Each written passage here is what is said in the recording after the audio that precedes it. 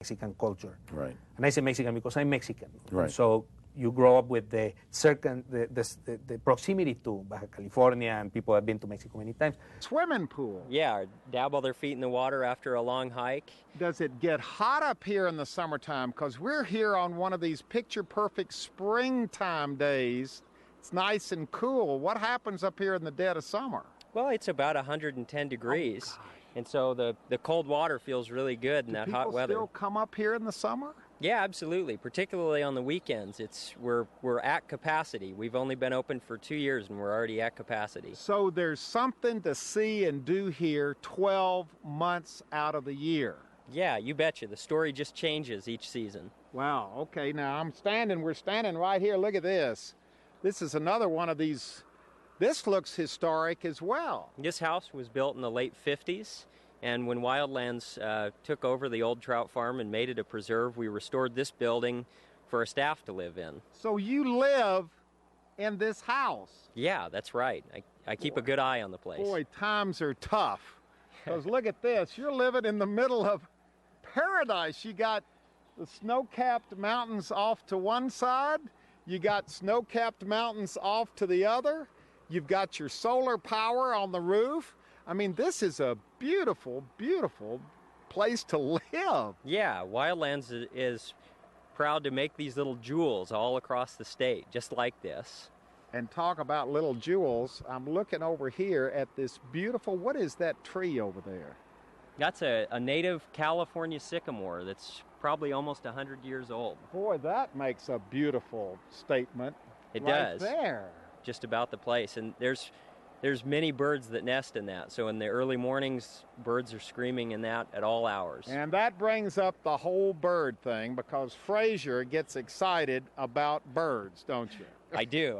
And we have a big collection of native birds on the property. It's hard for us to capture this on the camera, though. They're little birds and they're always moving around. But I would imagine that this is a birder's paradise. You have a lot of people coming here just for the birds. Yeah, that's right. And it's one of the things that we like about our preserves is the passive recreation, that people can come out and slow down and unplug and do something like birding, which is detail-oriented but very passive on the land. Yeah. And then start to have a better understanding of the place. Is this a perfect bird place? Boy, you can hear them in the... Oh, look at that one up there. What is that one up there? It's a red-winged blackbird. Oh, look. See, now I saw my bird. I saw a bird. Are you happy? Yeah, absolutely. So people come here to hike and to just passively bird watch.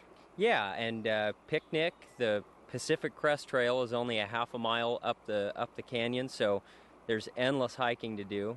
And we also have a full line of education programs that are all at no cost. So there's a lot going on here year-round. There's a lot going on. They're waving, they're smiling. It's obvious they're just starting their hike. Yes. You've been here before. Yes. How did you discover this place? Oh, well, we live near here. I live in Landers, and some people live in Yucca Valley. So this used to be a fish farm, and I heard the Wildlands Conservancy took it over. So when they did, I came here and checked it out. Well, what do you all think about this place? Isn't this amazing? Fabuloso. Absolutely wonderful. I'm from Yucca Valley, and I didn't know it was here. I've been here 9 years. See, I think that's one of the beauties of this, is the sense of discovery from people who don't know this exists. Now, what are you all starting out on? How long is your hike going to be today? 2-day hike? No, till we're done. Well, that could be a mile, 2 miles, 3 miles, or 2 days for this lady. Hopefully we're going to do a loop that it takes 3 miles all around. Yeah. And it's beautiful. You know what? It's just But I'm gorgeous. only going to the river. To the river? To the river. What are you going to do? Just stop at the river? I'm just going to stop and about face and go back. Well, that's okay. See, that's the beauty of coming out here. Or maybe we'll get on the Pacific Crest Trail and either go all the way to Canada or maybe all the way to Mexico. See, that's the beauty, is that when you come out here, you can do whatever you want to do. You can, I mean, on a day like this, it doesn't get any prettier than this. Do you recommend this to other people out there watching and seeing it for the first time? They're happy. Give us a wave.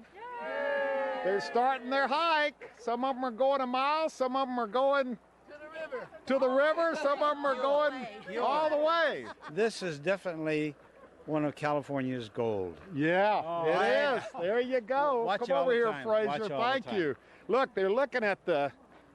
Now listen, I'm not going to go all the way to Mexico. That's 219.1 miles, Fraser. Canada, 2,445 miles.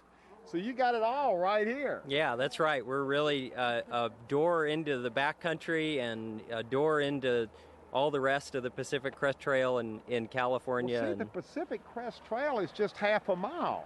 So they could hike right up here and get on the Pacific Crest Trail, which runs the whole length of the United States, the western coast, right? Yeah, that's absolutely right. So you can hike there from here in just a few minutes, in about 10 minutes. Do you have trails fixed all the way like this, or does it get a little rougher the further back you get? There's a good marked trail all the way over to the Pacific Crest Trail from here. So it's, see, look, people are stopping to look at the wildflowers. I don't know how far you all are going to get. You're already stopping to take pictures. But that's part of it. There really aren't any expectations. This is for everybody, regardless of their level of expertise of hiking. Yeah, that's right. Anybody can come out here and go for a nice walk. And you see, you heard the interview, how excited so many of them were because they live so close by.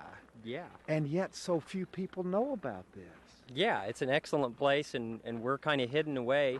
We've only been open for a couple years, so people are just starting to rediscover the new use of the property here. Now, didn't you want to show me something up here at the head of the trail? Yeah, absolutely. We've inscribed a few rocks on the preserve to give people a feeling to stop and slow down and reflect. Oh, look, it's by John Muir. I only went out for a walk and finally concluded to stay out till sundown. For going out, I found, was really going in. Isn't that a nice quote that sums up what it means to go for a good walk? And there they are. They're doing exactly what John Muir wrote about so many years ago. They are discovering themselves here in California, in this beautiful, beautiful place. Okay, Fraser and I have hit the trail for ourselves. We're doing a little hiking. And I got to tell you, I can see where you could easily get distracted because look at this. Now, what are we looking at? This is this isn't a valley. What is this? We're looking down Whitewater Canyon, and we're looking out across the Coachella Valley and over to Toro Peak in the Santa Rosa Mountains. Wow, so you really see distances here. Yeah, we have great These views. mountains, these spectacular stone mountains. What is this all about? This is part of the San Bernardino Mountains. This is the foothills of the San Bernardino Mountains. This sediment was laid down a few million years ago and then pushed up by the San Andreas Fault. So there's a lot of geology here as well. Yeah, a stunning amount of geology. And look over here. I don't know whether it gets prettier than this. I don't know what's still ahead of us, but I don't know how it could be any prettier than this. No, it's a perfect day out here, and we're looking up onto San Gorgonio, which is the highest peak in Southern California, and all that snow on the mountain up there is going to melt and run into the ground and run down as the Whitewater River. Whitewater River. Water, because there's definitely been a water connection theme. Water has always been critical to the ecology of this part of California, hasn't it? Yeah, that's right. And Whitewater Canyon is one of the major wildlife corridors between the San Bernardino Mountains and the San Jacinto Mountains. Because of the water. Because of the water. And all of this greenery, the trees, and all the things that the water brings forth. Yeah, there's a lot of homes for the wildlife. There's a lot of places for plants to thrive. And there's a year-round source of water for migrating animals and other wildlife. Birds. Birds, loads of birds. Over 217 that we know of that may come through the canyon or may nest here. 217 different species of birds. Right here. Yeah, absolutely. Okay, we've come to this vantage point. There are hikers off in the distance, they've already crossed the river because we have come to the river, this beautiful vantage point looking out at what I suppose is the Whitewater River. Yeah, that's right. This is the year-round Whitewater River that comes from snowmelt off of San Gorgonio. So if we came here in the dead of summer, This is what you'd see. the water runs 365 days a year at about this volume. Maybe a little bit less than this, but it does run year-round regularly. Occasionally it'll dry up if it's a very dry year or if there's been a severe storm or something like that. Is this snow melt? Is this all snow melt? This is all snow melt or rain that comes down higher in the mountains. It's all natural water. And the river is actually up for designation as a wild and scenic river in a piece of legislation in the House of Representatives and See, Senate. you'd never think of the desert having a river like this in it, especially a river that runs this strong and this consistent day in and day out. That's right. This is a very special place. We've run into a guy and his camera. What are you taking pictures of? Anything that moves or doesn't move. Well, there are a lot of birds. That's right. What have you seen so far? Oh, it's a beautiful beaver tail cactus. I've seen purple owl's clover. I've seen some magnificent shots of landscape shots. Do you come over here a lot? It's the first time I've ever been here. 2.5 hours on the road this morning from Ventura County to get here. How did you find out about it? I read about it in the LA Times about a week ago. They were talking about a survey they had done with a number of flowers and whatnot. And this was one of the hot This is spots. one of the spots. I said, I got to come. Are you disappointed? Are you overwhelmed? I'm thrilled.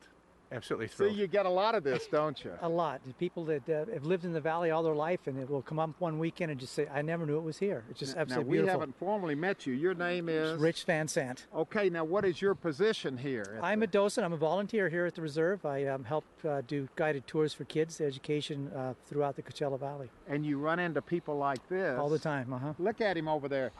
He's taking a picture of us. Well, I guess we fit in with the birds and the coyotes and everything else around here. That's right. You come on over here. You answer people's questions. You give them. I give them the best answer I can, which is not always the right one, but I try. So where would you tell him to go to get even better pictures today of? We talked this morning, actually, Yes, we about did. going up the loop, which he did take, which starts at the other end of the canyon. There's quite a few wildflowers on the south-facing side. Did you see a lot? Yes, he did. He gave me great advice. I went clockwise instead of counterclockwise because I had a good light for the flowers. See, when people come up here, most of them are coming for the first time, so they really need Yes, we somebody to give them a sense of I direction. got good advice. Absolutely. Yeah. Wow, and you're doing this free? You're just Yeah, doing just this as a docent? Yeah, it's a lot of fun. Enjoy it. Wow, well, congratulations. Thank you. You and how many other docents? I don't know how many are. There's got to be at least 10 or 12. You know what? There's a lot of positive energy around this place. Yeah, there sure is. Look at this. I know our viewers, I don't think our viewers are going to get tired of seeing this or hearing me say how beautiful it is, but just there's not a bad angle here, and it's all filled with positive energy.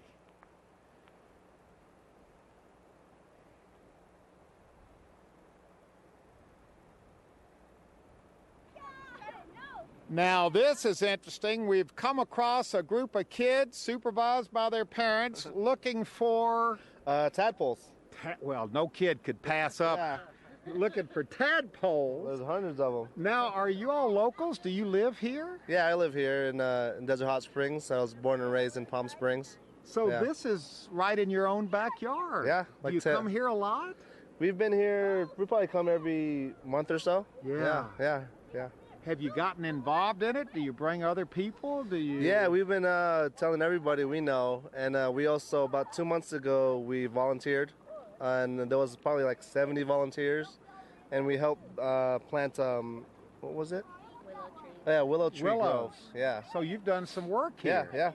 Wow, this is such an asset to have this in your own backyard. It is. We're lucky. We're lucky we can be in the desert and still have this here. Yeah, because this does not fit the stereotype of the desert, does Right. Yeah, it's beautiful. it? Wow. Kids, you having fun? Have you caught any tadpoles yet? Yeah.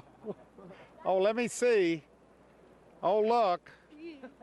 There's a tadpole from Whitewater. Look at it right there. Now listen, this is a catch and release place. Now you've caught it. That means you got to put it back. Here it goes. There he goes. There he goes. She's ecologically